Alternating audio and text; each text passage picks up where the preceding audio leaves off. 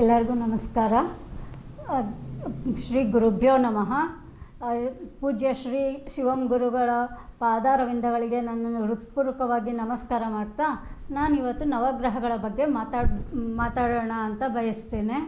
ನಾನು ಅನುಪಮ ನಾಗೇಶ ಅಂತ ಹೇಳ್ಬಿಟ್ಟು ನಾನು ಗುರುಕುಲದಲ್ಲಿ ಸುಮಾರು 3 ತಿಂಗಳಿಂದ ಜ್ಯೋತಿಷ್ಯವನ್ನು ಕಲಿತಾ ಇದ್ದೇನೆ. ಇದರಲ್ಲಿ ನವಗ್ರಹಗಳನ್ನೂ ಕೂಡ ಕಲಿಸ್ತಾರೆ. ನಿಮಗೆಲ್ಲರಿಗೂ ಗೊತ್ತು, ನವಗ್ರಹಗಳು ಒಂದು ದೈವಿಕ ಅಂಶಗಳುಳ್ಳಂತಹ ಗ್ರಹಗಳು ಅಂತ ಹೇಳ್ಬಿಟ್ಟು. ಈ ನವಗ್ರಹಗಳಿಂದ ಶುಭ ಫಲಗಳು ದೊರೆಯುತ್ತವೆ, ಹಾಗೆ ಅಶುಭ ಫಲಗಳು ಕೂಡ ದೊರೆಯುತ್ತವೆ. ಸೊ ನೀವು ಎಲ್ಲರೂ ನೋಡಿದ್ದೀರಾ, ಯಾವುದೇ ದೇವಸ್ಥಾನಕ್ಕೆ ಹೋದರೂ ಕೂಡ ಅಲ್ಲಿ ಒಂದು ಸಣ್ಣದಾಗಿ ನವಗ್ರಹಗಳಿಗೆ ಅಂತಲೇ ಒಂದು ಸಣ್ಣ ದೇವಸ್ಥಾನವನ್ನು ಕಟ್ಟಿರ್ತಾರೆ.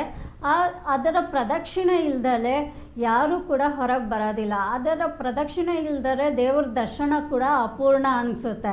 ಆದ್ದರಿಂದ ನವಗ್ರಹಗಳು ಹಿಂದೂ ಸಮಾಜದಲ್ಲಿ, ಹಿಂದೂ ಸಂಪ್ರದಾಯದಲ್ಲಿ ತುಂಬ ಅತಿ ಅವಶ್ಯಕವಾದಂತಹ ಗ್ರಹಗಳಾಗಿದ್ದಾವೆ.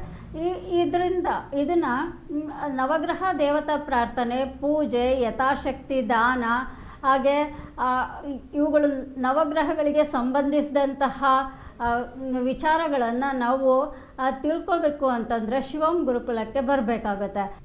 ಪೂರ್ವದಲ್ಲಿ ಮಾಡಿರುವಂತಹ ಪುಣ್ಯ ಪಾಪಗಳು ಇವೆಲ್ಲವನ್ನೂ ನಾವು ಅನುಭವಿಸದೆ ಹಾಗೆ ಇರೋದಕ್ಕಾಗೋದಿಲ್ಲ.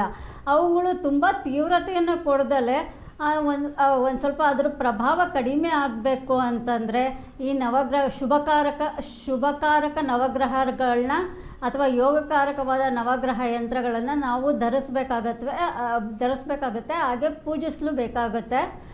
ಇವುಗಳನ್ನ ನಾವು ನಮ್ಮ ಭಾರತೀಯ ಸಂಪ್ರದಾಯದಲ್ಲಿ 9 ಗ್ರಹಗಳು ಇದ್ದಾವೆ ಅಂತ ನಿಮಗೆಲ್ಲರಿಗೂ ಗೊತ್ತು. ಅವು ಸೂರ್ಯ, ಚಂದ್ರ, ಮಂಗಳ, ಬುಧ, ಗುರು, ಶುಕ್ರ, ಶನಿ, ರಾಹು ಮತ್ತು ಕೇತು ಅಂತ ಹೇಳ್ಬಿಟ್ಟು ಈ 9 ಗ್ರಹಗಳಿಂದ 9 ಮಂತ್ರಗಳು, 9 ಧ್ಯಾನ ಶ್ಲೋಕಗಳು, 9 ವೃಕ್ಷಗಳು, 9 ಯಂತ್ರಗಳು ಇವು ಎಲ್ಲವನ್ನು ಹೇಳಿದ್ದಾರೆ.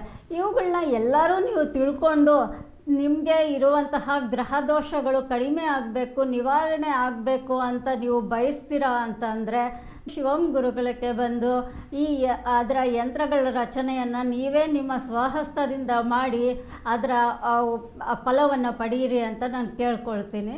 ಎಲ್ಲರಿಗೂ ಧನ್ಯವಾದಗಳು.